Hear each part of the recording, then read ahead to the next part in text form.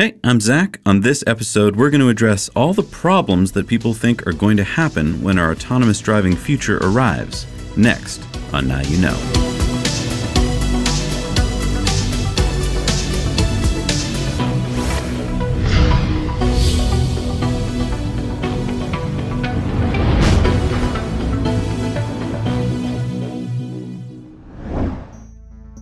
Yes, you in the front. Yeah, so if we have autonomous cars, the government or giant corporations are gonna know where we are and where we're going all the time.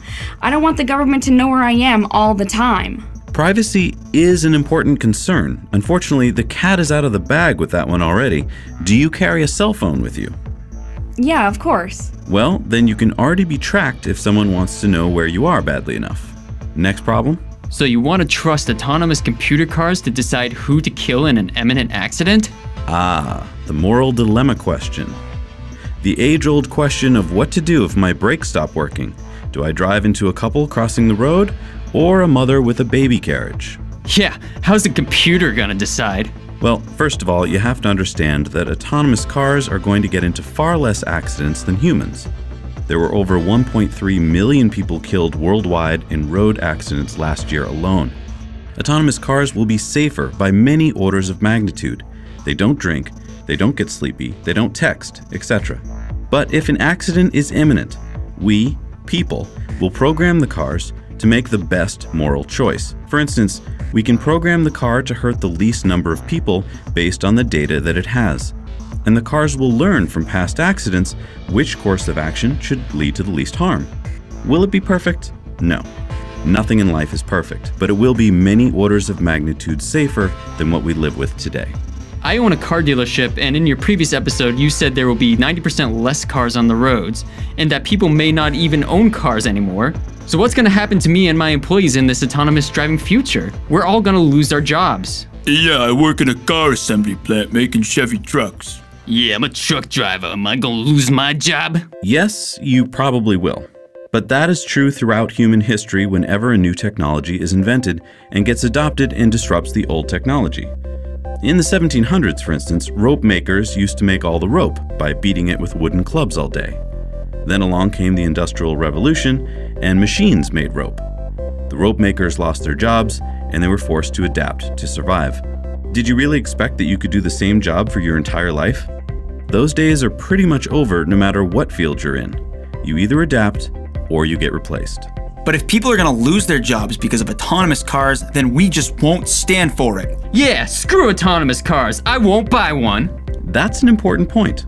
The adoption of technology does not depend on whether people will lose their jobs because of it. If that were true, then the automobile would never have caught on. The Ford Model T was first introduced in 1908. By 1912, the number of cars and horses on roads were equal, and by 1917, there were no more horses on roads. Less than 10 years. And didn't all those people in the horse economy lose their jobs? Yes, they did. But we still adopted the automobile because it was much better, cheaper, faster. And what happened to those people that had worked in the horse economy? They either adapted and found new jobs, or they kept trying to produce horseshoes and went out of business. And you won't need to buy an autonomous car because in our autonomous driving future, people won't own cars. But I want to own my own car. I don't want to use a network car. Well, in the future, you could buy your own car, but keep in mind that each time you arrive at your destination, you're going to have to pay quite a premium for a parking space. The good news is that your car will go find the space and park by itself, but you'll have to pay for that privilege. And you'll have to pay for the insurance, taxes, and maintenance in addition to the cost of the car, while everyone else who uses autonomous driving networks will be saving a lot of money by sharing the cost. I love to drive. I don't want a computer driving me around.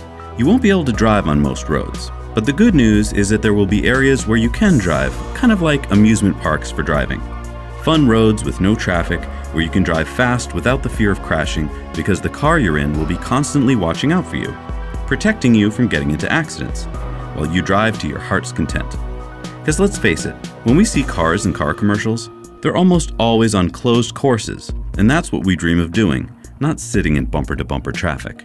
I will never trust a car to drive me. No way. I know. It seems like we could never give up that trust to a computer. But that's only because up to this point in history, computers haven't had the ability to think fast enough to do all the things that humans do when we drive. And we didn't grow up experiencing this new reality, but now we can. We're just not used to it. But we will adapt. You just might not be an early adopter, but I promise that when you see enough people do it, you will try it one day, and then it will become routine even for you. When automobiles first came out, many people said the same thing. They would never trust a machine over a horse. But now, 100 years later, there aren't many people on the planet that don't drive in cars. But I like to leave stuff in my car. How do you do that with autonomous cars? What kind of stuff do you like to leave in your car? Well, how about if I'm going bowling after work? I like to leave my bowling ball and my bowling shoes in the car so I don't have to carry them back and forth from work. With autonomous self-driving cars, you could have your bowling ball and shoes transported to the bowling alley and brought in by autonomous robots to be waiting for you when you get there. What did he just say? Autonomous robots? Yeah, why not? If we can make an autonomous vehicle, we'll be able to make autonomous robots. So better yet, a robot at work could carry your bowling ball and shoes into work for you. But I like to leave my makeup in my car. Now I won't be able to do that.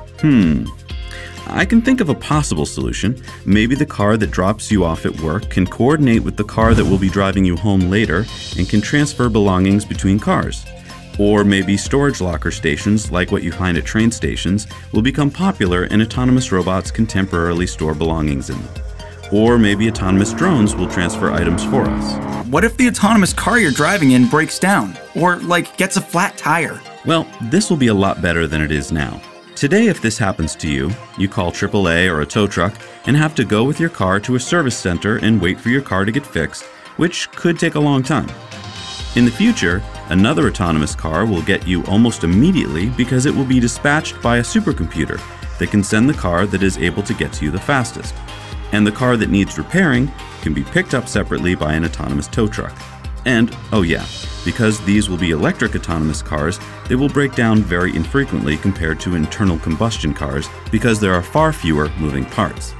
And the cars will be able to predict when they need maintenance. What if I need to pick up lumber at the lumber yard? I can't fit 2x4s in a car.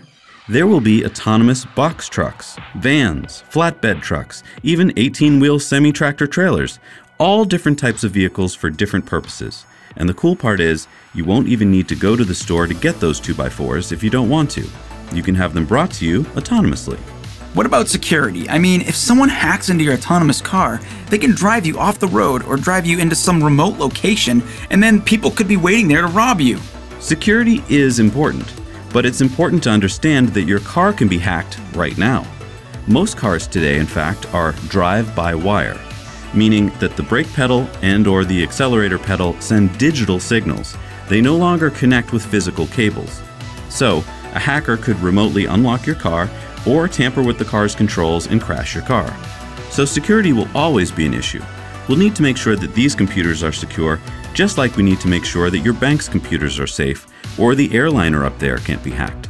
You're supposed to be so scientific, and yet you don't seem to have any hard facts to back up your arguments. So why should we believe you? You're right. Throughout history, when a major technological change was about to occur that would change the direction of humankind as we know it, there was no proof that it was coming. Usually, only a few people understood what was about to happen, and even they usually got the big picture wrong. We humans have been very bad at predicting change. We usually either overestimate the time it will take. Heck, the founding fathers of the United States, very smart people, thought it would take 1,000 years for this country to be settled from coast to coast. They were off by a factor of 10. Or we underestimate the effect it will have on society. Gunpowder, the light bulb, the atomic bomb, horseless carriages. The list is endless. When we are taught history, most often we are taught facts. Who invented what, when. We rarely go deep into how new technology changed society, how quickly it was adopted, who fought it and why. What were the unintended consequences? We throw around terms like out-of-the-box thinking. But most people are still thinking inside the box, even when they think they are outside the box. Describing ideas too far outside the box begins to sound crazy. Like, how could that happen? And yet, throughout human history, they did happen. And that's why visionaries are so important to humankind to move us forward. Without them, you get long, dry periods in history where humans don't move forward technologically. In fact, they move backwards. The Dark Ages are such a period where new ideas were stifled. I think it's important at this point to reflect for a moment on what humans have done throughout our history on this planet. We have continually developed new technologies, new tools, new ways to do things. Not that every new invention is a good one, but when an invention comes along that does a job better and it gets general acceptance by people, then you can either learn how to use the new tool or risk getting left behind. There are countless examples of people in history who chose not to adapt, and they perished. We are generally quick to embrace new medicines and new weapons, maybe too quick, before we really take the time to investigate these improvements. But there are many people leery of new objects that they did not grow up with. Personal computers. Are any of you old enough to remember when personal computers started popping up in the 1980s? I was a kid when they started showing up, but I remember that my grandparents never got one. Even after a couple more decades, my grandparents never got one, never used one. Why? Because they didn't grow up with them. They didn't see the need to learn to use them. A similar thing happened with cell phones. Do you remember? Many business people started using cell phones. Many were provided them from their companies because it made communication between employees even more efficient. But it took years before the average Joe got a cell phone. And then smartphones came along and the same thing happened. It took years before your grandmother or grandfather finally got a smartphone, right? Some still don't have one. We all used to go to the video store and rent movies on VHS tapes, right? And then one day Blockbuster disappeared and we were all watching Netflix. But most people never saw it coming. In fact, here is a quote from the CEO of Blockbuster, Jim Keyes, in December of 2008. Quote, "Neither Redbox nor Netflix are even on the radar screen in terms of competition." In 2010, Blockbuster went bankrupt. Mark my words, the same exact thing will happen with electric cars and with autonomous cars. At first, nobody even knows what an electric car is, and then the next thing you know, electric autonomous self-driving cars are everywhere. And before you know it, your Ford Focus is sitting in the Smithsonian Museum in the transportation exhibit next to the other antiquities. Maybe the real problem is that so many people see change as a problem instead of the opportunity for a better future that it is. Ending slavery was a change. Equal rights was a change. The transition to sustainable energy is a change. Transporting humanity off of the earth will be a change. I guess it's just a question of what side of history you'd like to be on. Now you know.